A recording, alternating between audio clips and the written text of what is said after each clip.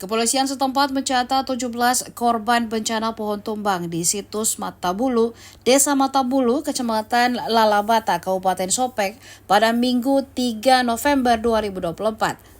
9 diantaranya tewas di tempat. Adapun 9 orang yang meninggal dunia tersebut masing-masing Rosmini, Marnuni, Ase, Ikada, Wameneng, Karyati, Agus, Rabiah, dan Nuraini. Sementara 8 orang yang dirawat di rumah sakit yakni Sulfiani, Satriani, Nafisa, Taju, Sakatang, Nur Indah Sari, Iruse, dan Iwan.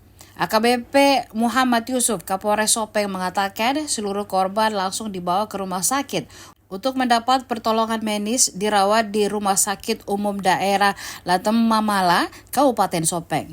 Dilaporkan bahwa mereka yang tewas dan luka-luka tersebut merupakan pengunjung yang sedang berkumpul dan sedang menikmati makan siang di sebuah pondok.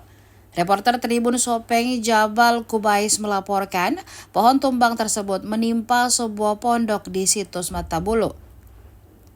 Muhammad Yusuf menambahkan para wisatawan ini awalnya datang ke tempat itu untuk melakukan ritual. Mereka datang dengan membawa sejumlah sesajian dengan maksud untuk membayar hajatan.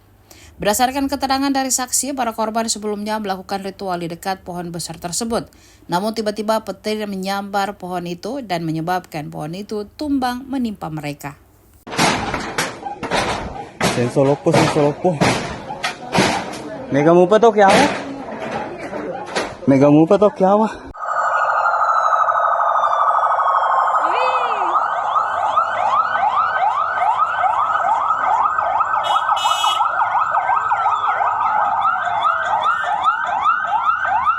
Merepnya jude Matabulu.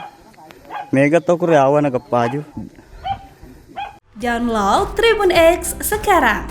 Menghadirkan lokal menjadi Indonesia.